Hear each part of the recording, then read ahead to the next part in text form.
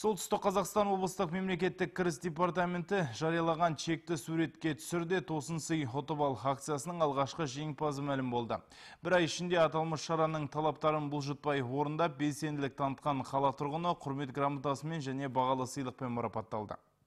Мамырдың 1 мен 31 аралығында департамент мекенжайына ұялы телефон арқылы 332 чектің суреті жіберілген. Оның 9-ы талаптарға сай келмегендіктен жарамсыз деп танылып, 323-і ұтысқа түсті. Чектердің көп бөлігі қала тұрғыны Айжан Тажғалиеваға тиесілі. Сауда жасаған сайын чек талап етуді әдетке айналдырған ол тосын сыйға қол жеткізді. Я требую чеки. Мен өз құқығымды қорғау мақсатында қашанда чек талап етемін. Салықтарға қатысты өзгерістерден құлағдармын. Аталмыш акцияға қатысуға болатынын балаларым айтты. Негізі тауар сатып алғанда ылғи чек сұраған дұрыс деп санаймын. Себебі бұл бірінші кезекте тұтынушы құқығының қорғалуы болып табылады. Акция қатысушылары ай сайын марапатталатын болады. Ұйымдастырушылардың айтуларынша негізгі мақсат төлеушілер арасындағы бәсекелестікті ынталандыру.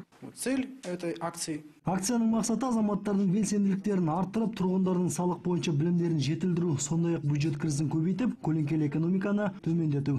Чекті суретке түсірде тосын сый ұтып ал акциясы 2015 жылдың 30 қарашасына дейін жалғасын табады. Фариза Жазитова, Ерлан Қалиев, ақпарат.